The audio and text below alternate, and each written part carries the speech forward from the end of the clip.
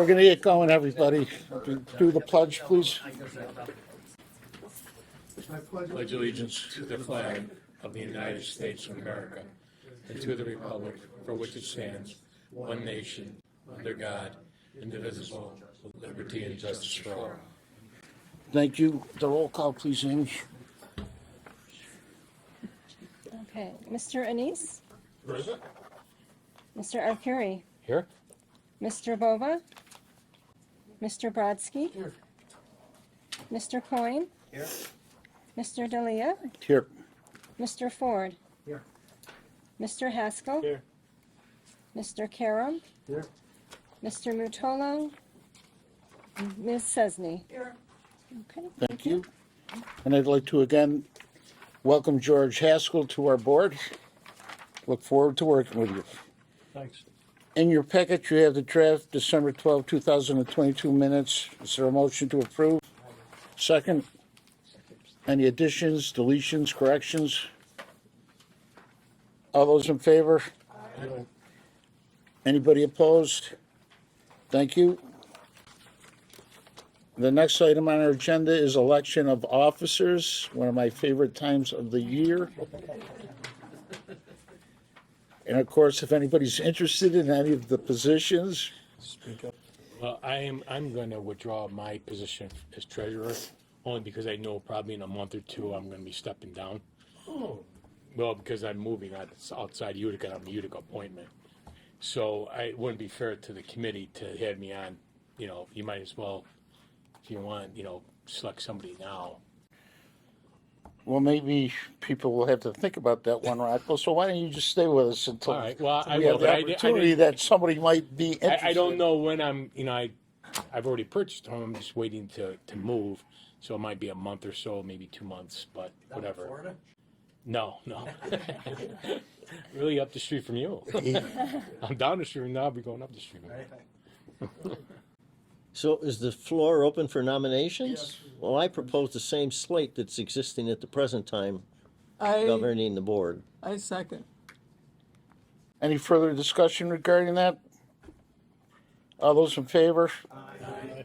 Anybody opposed? Again, we thank you for your confidence.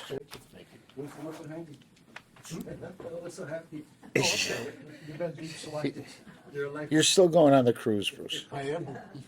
The first item on our agenda, the reauthorization of the policies listed: investment guidelines, employee travel policy, surplus property disposition policy, code of ethics, all required by. The Public Authorities Reform Act requires that all major policies set by the board need to be reviewed annually and reaffirmed or modified and put in place. And Any changes proposed? these, Jim, most of these are coming from you, right? So these are all unchanged? They're all unchanged. Investment policy, we invest in mainly treasuries, CDs. They have to have the full faith and credit of the United States, so very conservative investing. All the policies were in your packet. And none of them changed.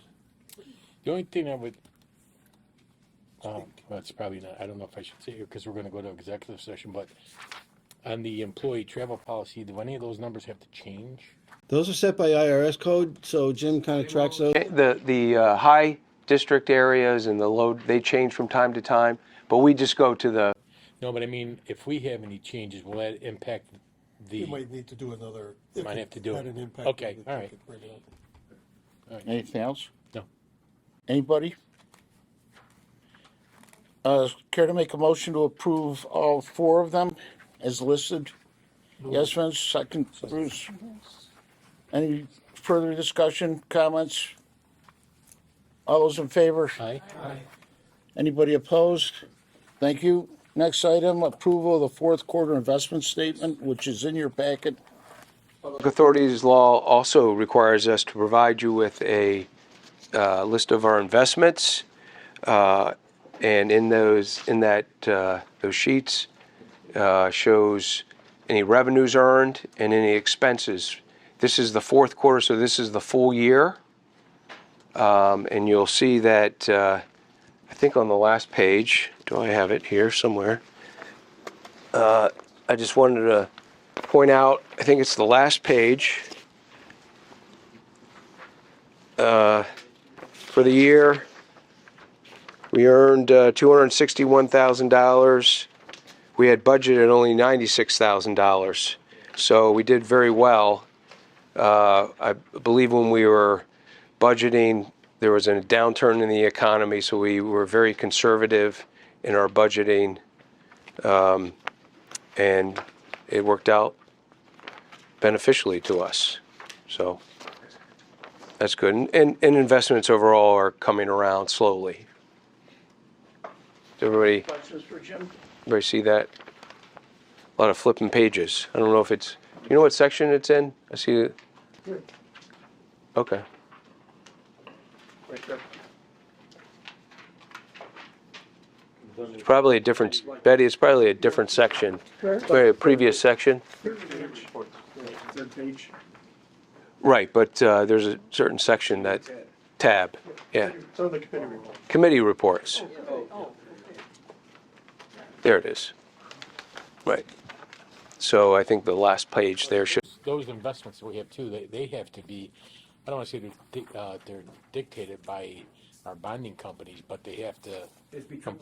Yeah, so, I mean, we have to follow their, we're very conservative, say for CDs, we do everything in increments of 249,000, just so if below the FDIC level. and AAA is the best we're gonna buy, so Someone care to move? I'll move it. Thanks, Rich. Any further questions or comments? All those in favor? Anybody opposed? Thank you. The November and December finance reports, Jim? Yes, not to push aside the November, but the December is the full year, so you get a better picture of what's going on. For the year, we had consumption above the previous year, up 5.3%, primarily having to do with CRE, but we are coming out of the pandemic. Looks like we recovered, and CRE has helped us, so we have increased for the year. So that's very beneficial. Revenue for the year compared to budget was up $800,000. So we didn't have to use our 1.3 million budgeted. So part of that is our rate increase, but consumption being up. And some of the miscellaneous items like interest earnings, penalties, things like that, that if you recall, we had a moratorium during the 2020, 2021 part of the year during 2021. We had a full year in 2022, so that all recovered. So, and we kept our expenses down overall. So it's worked out good going into the next year. So that, from what we budgeted or kind of projected when we were talking about CRE coming in, are we kind of holding at the numbers we thought? Are we under, over from what? Yeah, Yeah, it actually, it shot up pretty dramatically for about 2 months while they were finishing the tooling and recalibration. Apparently that process needed a lot of water, so they actually crossed 1 million gallons a day for a short while. Right now they're holding steady at about 700,000 gallons a day, which is kind of the ramp-up schedule that we had heard from Steve at Edge, and they seem to be holding to that.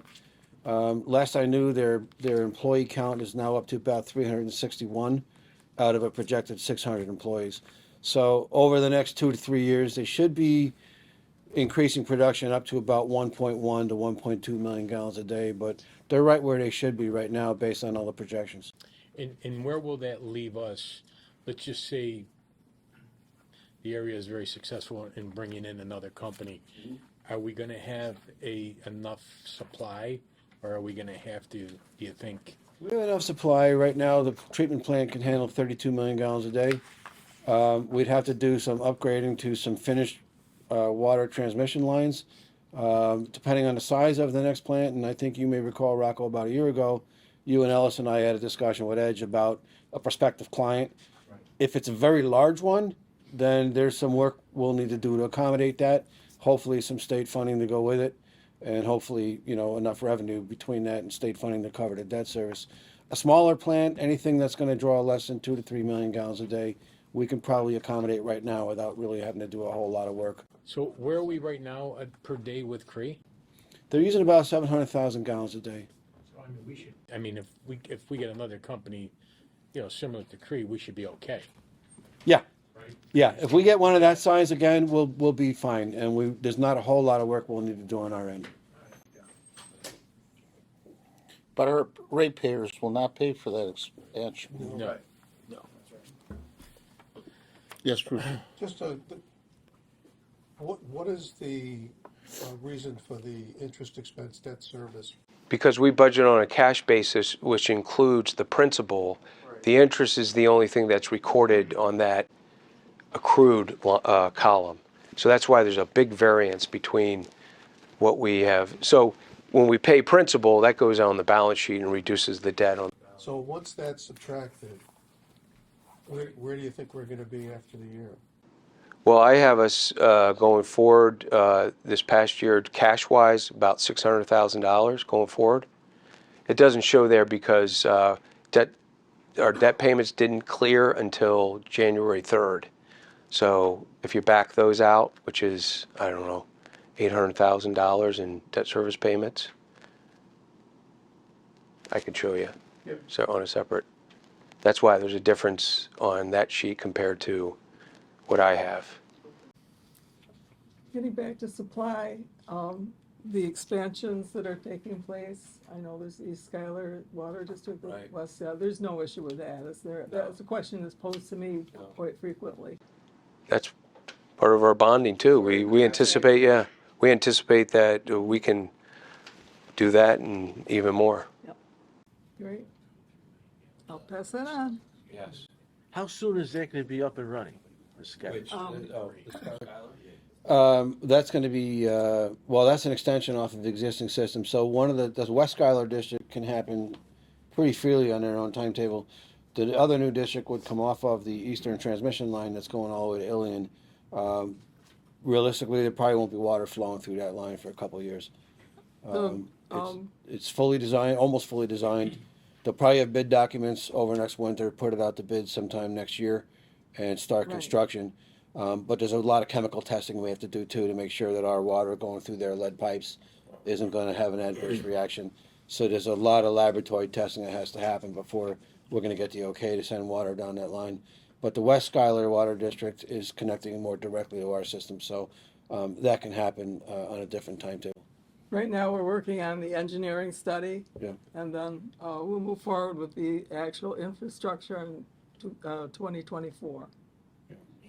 Hopefully, Yeah. in the spring. And I'll mention too, we are doing some hydraulic analysis right now on that whole eastern side of our system, just to ensure that we have adequate capacity to do everything that we need down there.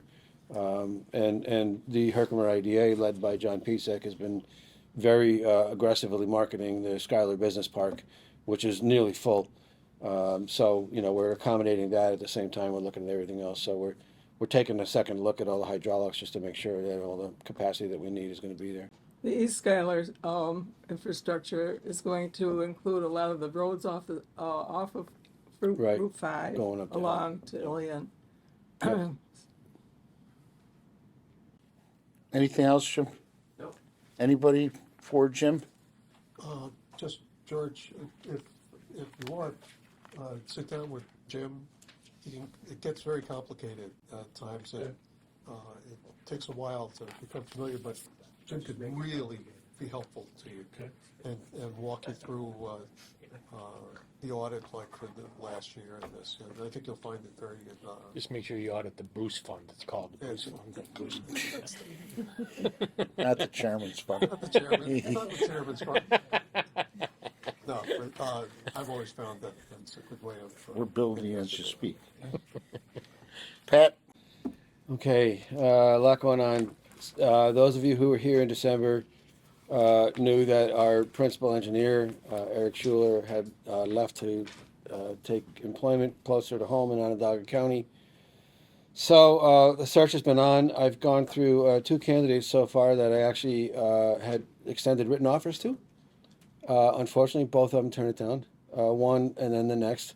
The first one, I was very confident would accept the job, and I thought it was going to be a real quick turnaround time. and I was quite honestly pretty surprised when the gentleman turned it down. The second candidate would have been a great candidate, immensely qualified. Thought there was a pretty good chance that person would come on board, and after 2 days of deliberating the written offer, again turned it down. However, we do have another strong candidate coming in this week, and someone that's pretty local, and hopefully we'll see how that works out. If not, I'm sorry. Yeah, what do they say? In the first case, it was a person at a private engineering firm who just decided that I think in the long run he kind of wanted to stay put where he was. I think that there's been some changes at his company and they were treating him a little bit better. And for all I know, they may have made him a counteroffer. I don't really know the answer to that, and it's not really my business. Think it's money or? No, I don't think so. Not in that case. With the second candidate, it was a person that lived a little further away and wasn't really looking forward to a longer commute, especially with a pretty large-sized family and a lot of kids. And the prospect of relocating probably wouldn't have been something that would be immediately happening. So he decided that he wasn't up to the commute. It would take a lot of time out of his family life, and I suspect he might be also being recruited by somebody else too. That's maybe closer to home and a little more manageable and easier for him.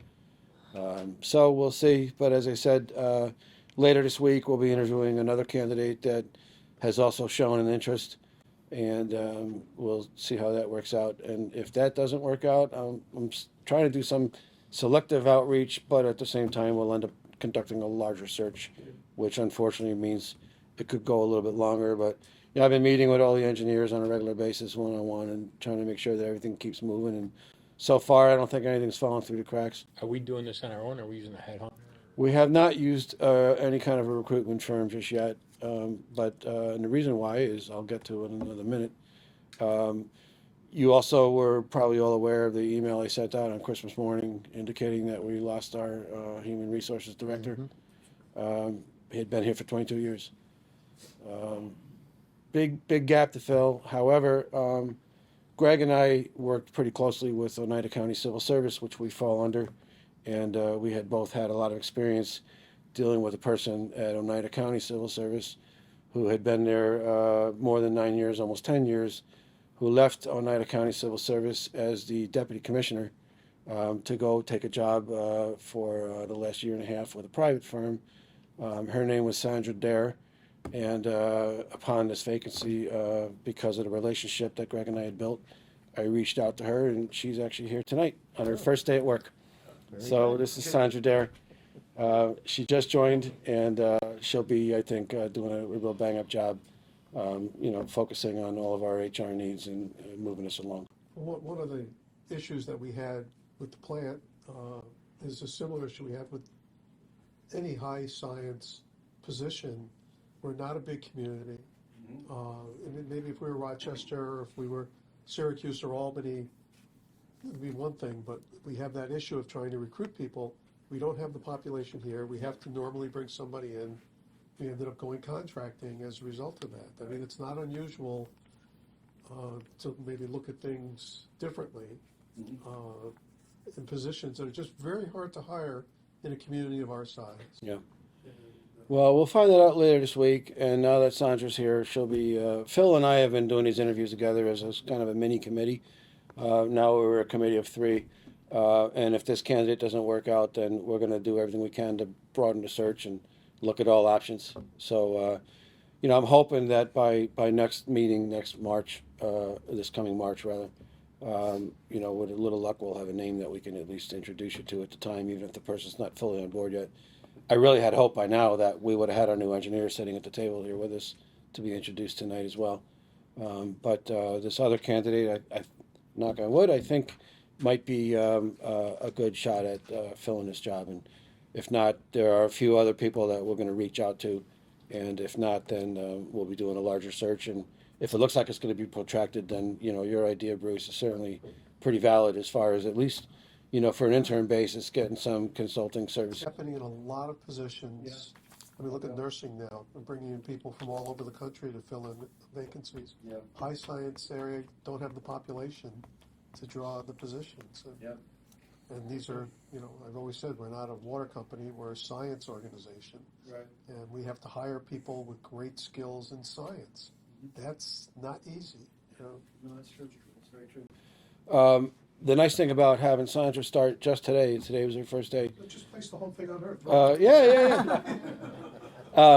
But also, the other person that wandered in the middle is Emily from Hancock and Estabrook, Emily Middlebrook, who is here for the executive session. And it'll be nice for Sandra to be able to come in right at the time we're all getting updated on potential changes to a bargaining agreement. So really good timing all the way around. And we'll get back to Emily in just a couple minutes. The other thing I want to mention is that we are in the middle of putting together a bond issue to sell water revenue bonds to finance the next 2 years of construction projects. That was something that this board approved, a request to the Finance Authority Board, the other 5-person board. And Jim and I have been working with a whole team of consultants to help put that whole issue together. We're pretty far along the process now. The documents are really taking final shape.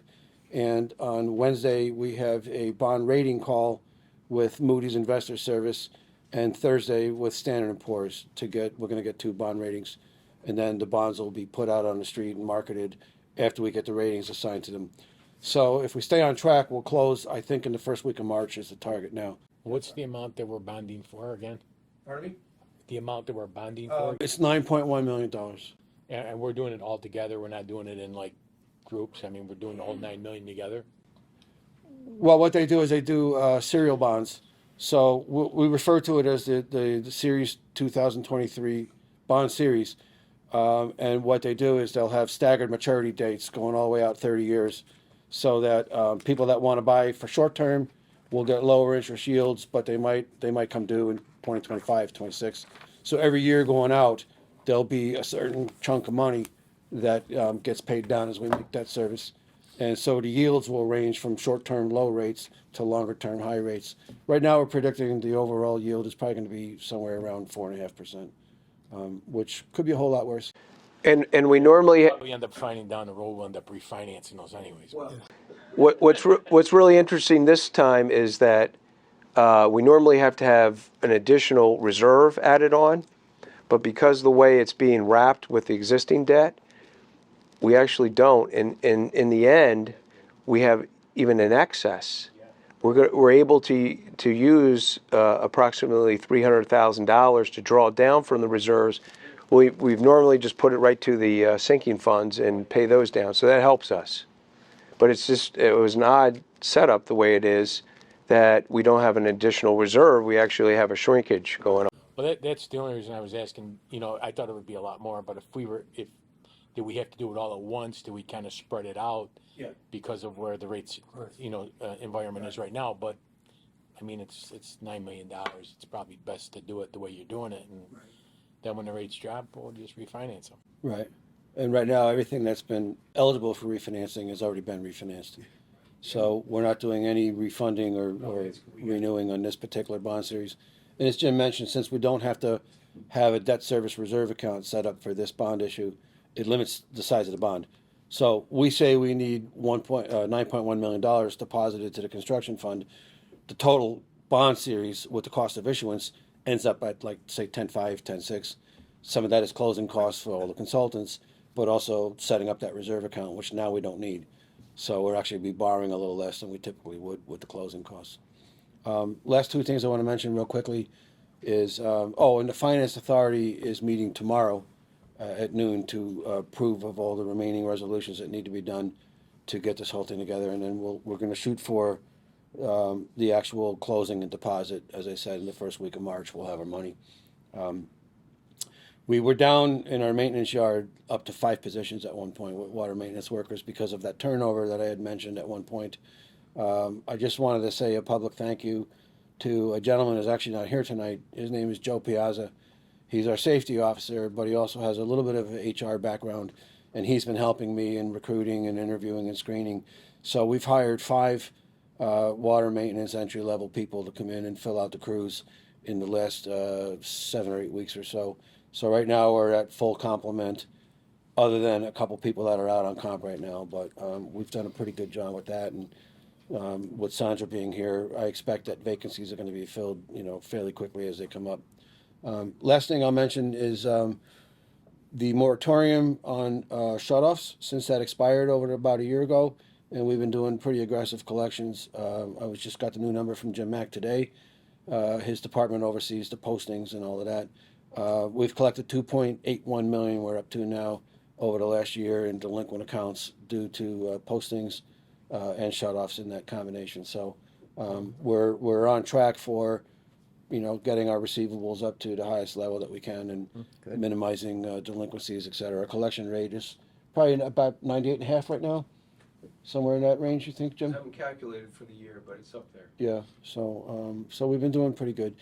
And then, as I mentioned, we do have scheduled for executive session a discussion on the collective bargaining agreement with the Teamster Group that represents about 48 or so of our employees. Maybe a little more than that. We did have a committee meeting of the executive committee with Emily on screen just to get some guidance and input. And we were able to come to an agreement that the Teamsters already ratified on their side, and now it's come to our board for review and discussion and a vote of some sort. So Emily will be prepared to walk us through that process in executive session. And if there's any questions for me, I'll take them. If not, Ellis, back to you. Just like to tell you, when you mentioned Greg's passing, you wrote a very, very nice letter. I thought, I was close. Greg was my roommate in college, and but it was just a great letter that you wrote, and I think the family really appreciated it too. But that was nice of you. Anybody else for Pat? Any old business? Any new business? I need a motion to go into executive session to review a potential collective bargaining agreement. As second, Vince, thank you. Any further discussion on that? All those in favor? Anybody opposed? Thank you.